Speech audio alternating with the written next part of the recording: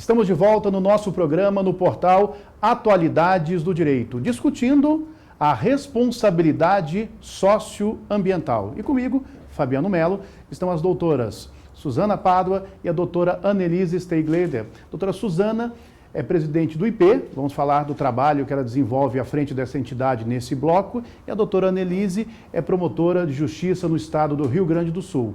No nosso primeiro bloco, eu fiz uma pergunta à doutora Annelise, falando aí da Política Nacional de Resíduos Sólidos e abordando aí o papel dos catadores, que tem um aspecto econômico. Então eu gostaria de começar o nosso segundo bloco, doutora Annelise, discutindo o papel dos catadores na Política Nacional de Resíduos Sólidos. Bem, isso é muito importante de ser destacado, porque os catadores, pela Lei 12.305, eles foram elevados à categoria de agentes ambientais, que prestam um serviço ambiental muito importante para a sociedade, na medida em que o resíduo que eles triam e que depois volta para a cadeia produtiva é um resíduo que vai deixar de ir para um aterro sanitário.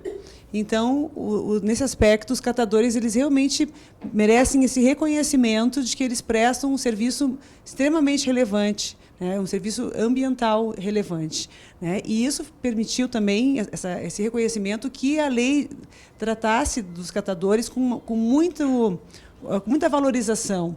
Inclusive, quando trata, por exemplo, dos municípios e da obrigação de os municípios implantarem a coleta seletiva, de elaborarem os respectivos planos de gerenciamento municipal de resíduos, inserem que nesses planos devem constar os catadores como parceiros, né, como que deve se priorizar a contratação desses catadores e das cooperativas de catadores formadas por pessoas de baixa renda, para que possam participar da coleta seletiva.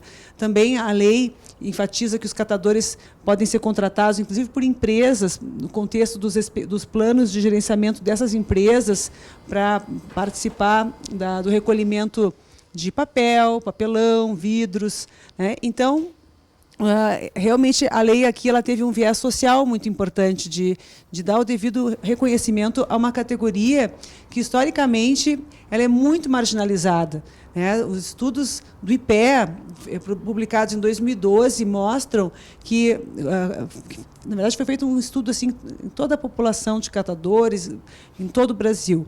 E esse estudo identificou que os catadores eles estão assim, um pouco acima dos moradores de rua. Então, a condição econômica deles é de grande vulnerabilidade. Existem ainda taxas de analfabetismo muito grandes junto aos catadores, eles vivem numa situação de informalidade, não têm carteira assinada em local nenhum, a vida deles é muito informal. Recentemente, isso é uma conquista assim, de 10 anos para cá, que eles vêm se organizando em associações, né, vêm com uma evolução disso, depois se organizar em cooperativas, mas é uma situação que ainda tem estágios evolutivos muito distintos. Nós ainda temos catadores triando em lixões, né, porque nem todos os lixões brasileiros já foram erradicados. Então, quando se fala em catadores, isso envolve múltiplas realidades concomitantes, desde aqueles que continuam em situação de rua, triando em lixões, puxando carrinhos manualmente, triando e sendo explorados, inclusive, por empresinhas pequenas que têm ferros velhos, têm sucateiros ali, e esses sim conseguem vender direto para a indústria, como também tem outros grupos já organizados que já estão se mobilizando, né, através de movimentos sociais organizados, como o Movimento Nacional dos Catadores de Material Reciclável. Então, e aí já vem a importância de se unir, né, de se organizar em associações, em cooperativas, para, dessa forma, alcançarem um nível de profissionalização mais adequado para que o poder público possa, finalmente, contratá-los para realizar a coleta seletiva, que é o que a lei estabelece como um ideal, né? Então, o Ministério Público do Rio Grande do Sul ele tem tido assim, uma atenção muito próxima dos catadores, né, no sentido de buscar a valorização dessas pessoas, né, e também no sentido de que eles possam ser auxiliados nesse momento histórico para que possam fazer a sua atividade de triagem reduzindo os impactos ambientais. Porque até então o que se identifica é que eles vêm atuando assim de uma forma assim bastante intuitiva, né?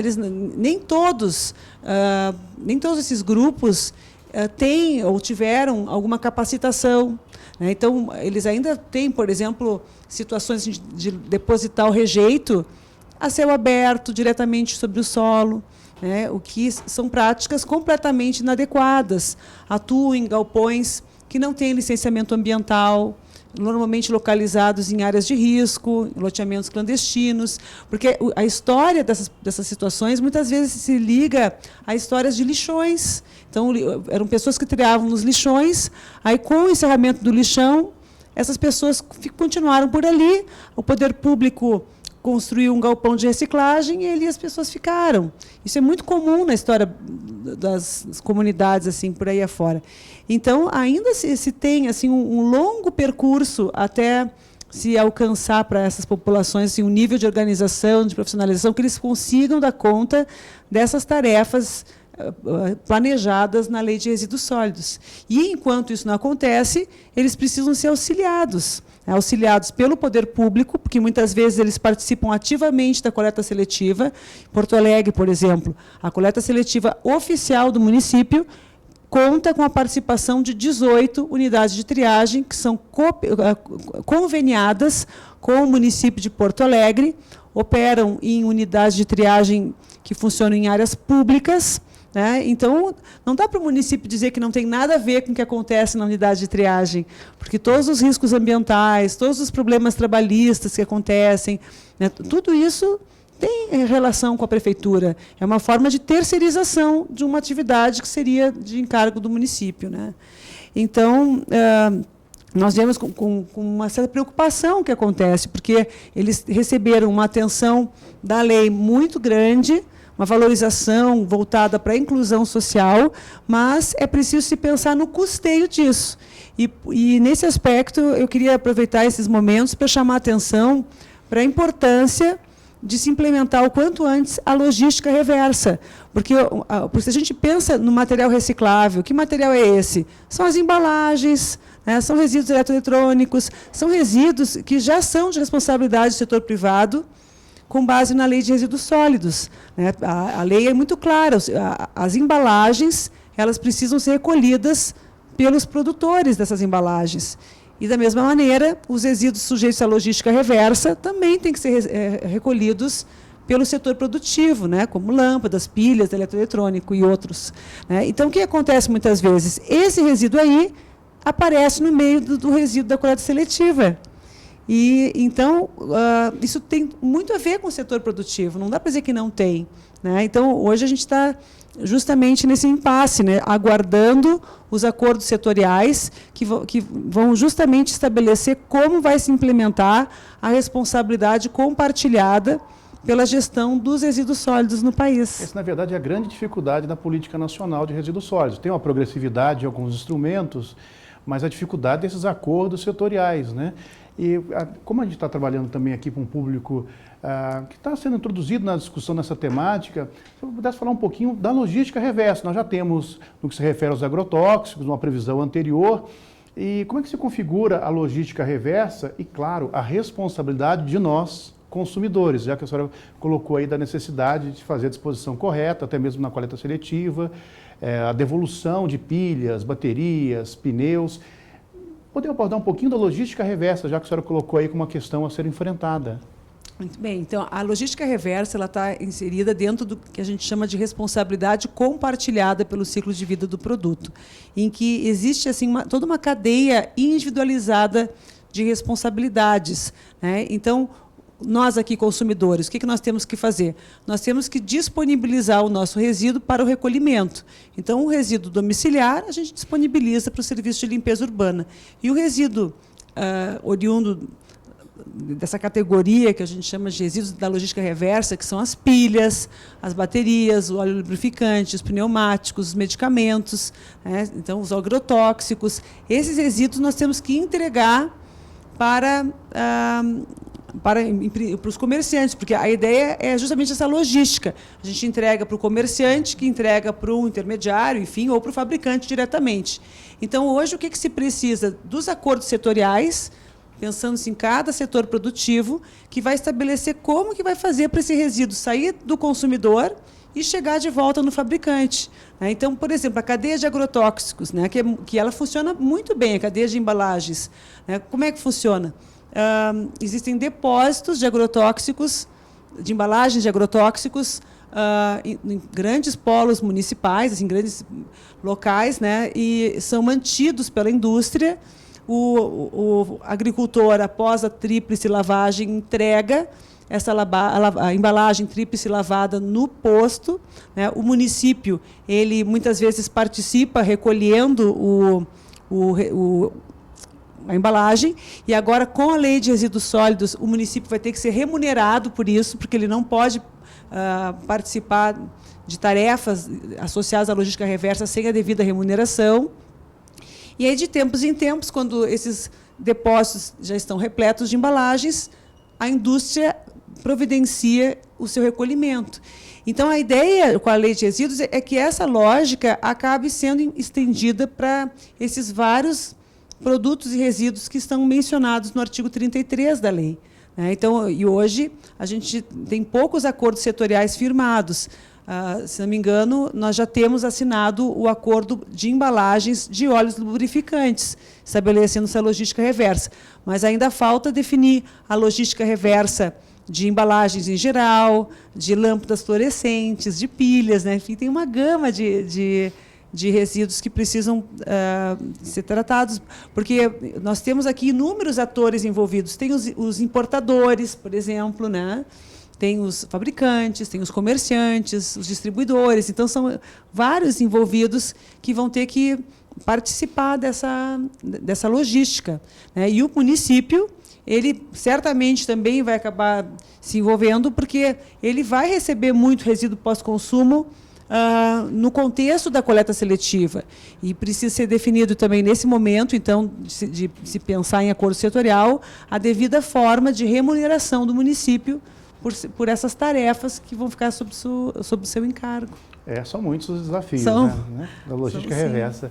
Bom, doutora Suzana, agora eu vou lhe indagar sobre o seu trabalho no IP, explicar para os nossos assinantes, né, o trabalho que a senhora desenvolve nesse importante instituto. Doutora Suzana, inclusive, se você for na internet, buscar alguns sites de meio ambiente ou artigos em jornais, está sempre a sua presença, né, doutora? A gente tenta disseminar, né, o que a gente acredita, sem dúvida. O IP, na verdade, nasceu um pouco assim, tentando ampliar o escopo de atuação nossa. Tem uma historinha que eu tenho que contar, que eu acho importante, principalmente para os jovens, seguirem os seus sonhos. Porque meu marido era administrador de empresas e eu era designer. E o Cláudio acordou um dia dizendo que estava infeliz, que queria mudar tudo e queria trabalhar com conservação de natureza. Ninguém levou ele a sério, naturalmente. E ele voltou e fez biologia e depois seguiu para mestrado, doutorado, etc.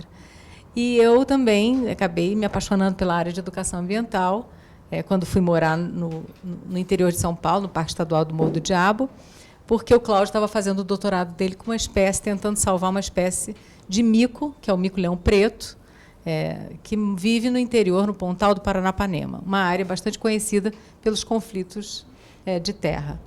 E foi para nós um desafio o início, mas a gente sempre atraiu gente jovem que também queria mudar o mundo, e essas pessoas, muitas delas, não se distanciaram de nós. Então, quando chegou em 92, nós tínhamos um grupo de umas 8 pessoas, mais ou menos, tudo um monte de gente maluco como nós, que queria levar adiante os seus sonhos de conservar a natureza e de alguma maneira, vamos dizer, se profissionalizar e ser mais efetivo naquilo que estava fazendo. Mas uma das coisas que nós percebemos é que o processo educacional dessas pessoas jovens tinha sido bastante efetivo. Elas tinham entrado como estagiárias, às vezes até no colégio ainda, e fizeram sua graduação, seus mestrados, e hoje também com doutorados, muitos com doutorados. Então, nós percebemos que a educação era fundamental. Então, o IP nasce com a ideia de proteger espécies, muitas delas ameaçadas, trabalhando com educação ambiental, alternativas de renda para as comunidades, porque a gente não pode só cuidar das espécies e dos ecossistemas, a gente também tem que cuidar das pessoas que vivem ao redor. Na verdade, são elas que causam impacto, mas elas podem se tornar aliadas. Então, de que maneira que a gente consegue, vamos dizer, essa reversão de ideias e de valores? E até chegar à política pública. O que a gente quer é influenciar a política pública também. Né? Por exemplo, a gente conseguiu criar uma unidade de conservação federal, que é a Estação Ecológica do Mico-Leão Preto. A gente conseguiu mudar, às vezes, algumas políticas ligadas, nem que seja informalmente, mas a gente conseguiu, ligadas aos assentamentos rurais, para que houvesse mais preocupação de proteger os mananciais e proteger também os fragmentos de mata que haviam naquelas regiões onde a gente estava atuando. Mas hoje o IP tem, então, um braço muito, eu acho, significativo, talvez, na minha opinião, uma das coisas mais importantes que a gente faz na área educacional. Nós oferecemos cursos de curta duração em tudo que foi difícil para nós aprendermos. O IP, várias vezes, a gente pensava, gente, não sei como vou chegar no fim do mês. É uma ONG, hoje é uma CIP. Não, mas, assim mesmo, vamos dizer, os desafios são enormes. A gente não tem nada garantido. Né? Não tem o salário das pessoas garantido. E o processo educacional que a gente tem dentro de casa e que a gente tenta passar nos cursos é de cada um conseguir ser independente. Independente o suficiente para levar seu sonho adiante e não precisar seguir a imposição de outros. Então, o IP nasceu muito assim. Tem um braço educacional de cursos de curta duração, um mestrado, porque nós hoje temos mais de 10 doutores, então a CAPES nos autorizou a oferecer um mestrado profissional, e temos um MBA. E a nossa ideia do MBA é de atingir também o setor privado, que é um setor predominante na sociedade moderna, e levar a sustentabilidade como um meio de se repensar a vida. Né? Então, essa é um dos componentes. Nós temos projetos em 5 regiões do Brasil, e programas, na verdade, integrados, e umas 80 pessoas, mais ou menos, trabalhando, de 80 a 100. Temos esse braço educacional e temos também ligação e parcerias com algumas empresas. O melhor exemplo que eu posso dar é a Havaianas IP, que eu acho que a Havaianas todo mundo conhece, e nós temos uma coleção Havaianas IP, que é estampada com as espécies brasileiras, que é uma maneira também da gente divulgar a biodiversidade brasileira, que é mais fácil você encontrar um tigre, um elefante, uma girafa, do que encontrar uma camiseta ou uma sandália havaiana com o mico-leão, ou a onça, ou a anta, o peixe-boi. Então, nós temos essa parceria há 10 anos, e eu acho que é win-win, todo mundo ganha. Né? A Havaianas ganha, está respondendo de uma maneira inovadora, né? Sua responsabilidade socioambiental. O IP ganha um percentual da venda, mas, além disso, ganha também um meio muito eficaz de disseminar a nossa paixão, que é a biodiversidade brasileira, e o consumidor tem a chance de comprar um produto eminentemente brasileiro e com um tema brasileiro. E a natureza, claro, ganha com adeptos que vão passar a se beneficiar. Mas tem outras, tem o grupo Tribanco, por exemplo, que tem um banco, né, e o grupo Martins, que cada vez que usa um cartão de crédito dá um centavo que seja para o IP, para a administração. Porque ninguém quer financiar e apoiar a administração de uma ONG ou de uma OCIP. Todo mundo quer, às vezes, dar o rádio colar do mico, porque é mais sedutor, é mais bonito. Mas a administração, a gente hoje precisa passar por auditoria. As ONGs são foco hoje de uma visão bastante negativa, como se as ONGs existissem para tirar proveito, quando, na verdade, se eu for fazer também um apelo final aqui, é da gente separar o joio do trigo. Eu conheço, através da Ashoka, da Avina e várias outras organizações, e do Grupo Folha, por exemplo, a Rede Folha de empreendedores socioambientais, dos quais esses 3 grupos eu faço parte, com muita honra, mas é tudo gente seríssima, que está mudando o país nas mais diversas áreas: saúde, educação, discriminação racial, legislação. E a gente, às vezes, é tratado como se a gente estivesse, vamos dizer, agindo de uma maneira errônea. Então, eu acho que, já que eu estou aqui num ambiente jurídico, eu acho que deveria haver uma maneira de separar quem é sério nesse... Porque o papel das ONGs, eu não tenho a menor dúvida de que é fundamental. O impacto social, ambiental, em todas as áreas, ele é extremamente significativo. Claro, quando as ONGs são sérias, mas eu conheço as sérias. E eu gostaria muito que tanto o IP quanto todas as outras que a gente conhece tivessem a chance de serem levadas a sério à altura do trabalho nobre e significativo que elas prestam à sociedade brasileira. Então, só para terminar, assim, eu acho que seria interessante, quem quiser consultar o nosso site, é www.ip, igual a árvore, porque foi para homenagear a árvore brasileira mais bela que a gente conhece, .org.br. Então, é ip.org.br. Na verdade, toda a generalização é perigosa e frequentemente injusta. Então, eu acho que é importante estar relacionando isso, até porque as organizações não governamentais têm na esfera federal, estadual, municipal. E aí, professora, é que muitas vezes os interesses econômicos, ideológicos, religiosos, acabam incorporando os mecanismos que nós temos. Então, eu conheço o IP, tinha feito menção aqui a doutora Suzana aqui, e o trabalho que eles desenvolvem, como outras ONGs, outras ONGs no país. E, para a gente encerrar, eu gostaria de fazer uma pergunta para cada professora, começando com a senhora, doutora Suzana. Quais são os desafios para as questões ambientais hoje, nesse mundo de flexibilizações legislativas, de consumo, a sua experiência, a sua leitura de quais são os desafios do agora? Nesses 30 anos que eu estou envolvida com a questão ambiental, e eu sou uma pessoa otimista, eu acho que se a gente quiser mudar o mundo, a gente muda o mundo. Cada um de nós é capaz, é transformador, é capaz de mudar. Mas eu nunca vi tanto desfeita de toda a parte de legislação brasileira que protegia as nossas, vamos dizer, unidades de conservação e outros aspectos. Então, eu fico muito triste. Eu acho que é um momento para quem estiver ouvindo a gente, estiver interessado, de ver de que maneira que a gente poderia redirecionar toda essa área da legislação ambiental e prestar atenção no que nós estamos perdendo.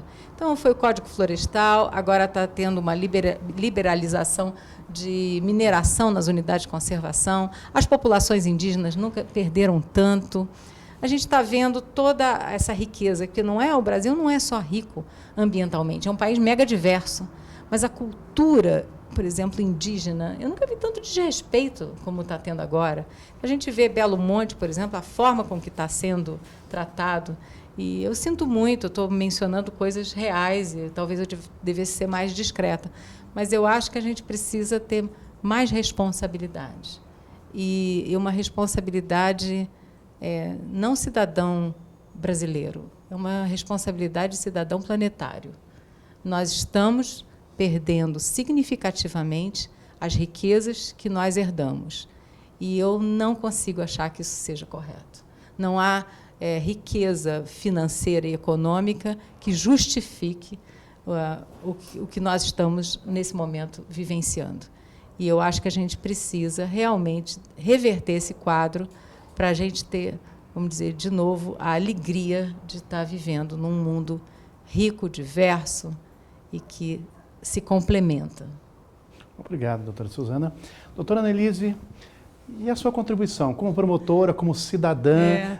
Eu ouvindo a Suzana, assim, eu compartilho contigo dessa mesma inquietude, porque a gente verifica assim, um desmantelamento mesmo de determinadas legislações ambientais. O Código Florestal é um dos exemplos mais gritantes, mas não é o único. A gente verifica assim, algumas obras que são feitas mesmo agora em época de Copa do Mundo, enfim, num ritmo muito acelerado, atropelando os licenciamentos ambientais, sem medidas compensatórias corretas, né? Então, assim, a impressão que eu tenho é que a gente está sempre correndo atrás da máquina para tentar restaurar a legalidade desses processos que estão acontecendo, né? E isso é muito preocupante. Mas vejo que isso é um problema que só vai ser enfrentado mesmo com uma revolução quase que moral do indivíduo, porque é uma questão assim, de cada um olhar para dentro de si mesmo e verificar a importância de se olhar, de contribuir mesmo para que o ambiente seja melhor, não só o ambiente externo, mas o próprio ambiente interno. Porque eu trabalho nessa promotoria do meio ambiente em Porto Alegre há 12 anos e tenho 20 anos de Ministério Público já. E eu fico chocada de verificar que toda a causa dos males que a Suzana citou aqui residem no egoísmo. É uma visão de curto prazo, uma visão imediatista, de lucro, né? Então, nós aqui do direito, nós tentamos, de alguma forma, digo nós, a atuação do MP, que é uma atuação assim, mais repressiva na maior parte das vezes, mas correndo atrás do prejuízo. Só que, na verdade, isso tem um papel muito limitado, porque o problema ele vem de base, né? Nós temos que educar nossas crianças, nós temos que semear valores, nós temos que semear mais amor pelo próximo, pelo ambiente, porque o ambiente também é o nosso próximo, né? E eu vejo que as pessoas não se dão conta do efeito bumerangue que está acontecendo aí, porque cada ação poluidora ela vai reverter contra nós mesmos, se não exatamente agora, daqui a um tempinho mais, né? Então, se a gente for pensar na qualidade da água que nós consumimos, nem todos os parâmetros são analisados, mas eu tenho certeza que a água ela tem metais pesados, ela tem hormônios, né? Ela tem elementos químicos que estão nos envenenando e desencadeando doenças que não existiam há tempos atrás. Os alimentos, a mesma coisa, né? Tem estudos que produzem rastreabilidade de agrotóxicos nos vegetais, nos alimentos. É muito alarmante a concentração de agrotóxicos, né? E não se consegue rever os registros de agrotóxicos que são, inclusive, banidos em outros países, né? Então, a impressão que eu tenho é que existe uma espécie de cegueira, porque a população ela está vivendo inconsciente, né? Então, eu gostaria de clamar às pessoas que estão nos assistindo para pararem, um minuto que seja, para pensar e observar a sua volta, né? Refletindo assim, sobre as suas ações, né? E tentarem perceber assim, as pequenas ações individuais que elas já podem realizar para tornar o ambiente um pouco melhor, né? Então, por exemplo, a reciclagem, que é um assunto que a gente está falando desde hoje cedo no nosso congresso do Instituto Direito para um Planeta Verde, né? O que que custa, né, separar o lixo seco do lixo orgânico? Né? Porque, às vezes, as pessoas pensam, não vou separar, porque depois tudo é misturado, né? O papel com vidro, com plástico, tudo misturado. Mas, então, separa só o seco e o orgânico, já vai estar contribuindo, porque isso já vai auxiliar uma comunidade de catadores, que já vai conseguir, com isso, uma renda. Ou seja, nós estamos, através de pequenas condutas, auxiliando o nosso próximo. Então, que seja por uma motivação ética, então, né, que as pessoas se conscientizem, né? Enfim, é um desabafo. É um desabafo real, né? Acho que todos nós sentimos. Estou aqui num ciclo de entrevistas com os conferencistas do Congresso Brasileiro de Direito Ambiental, do Instituto Direito por um Planeta Verde, e esse desabafo me parece uma leitura de todos, doutora Annelise, né?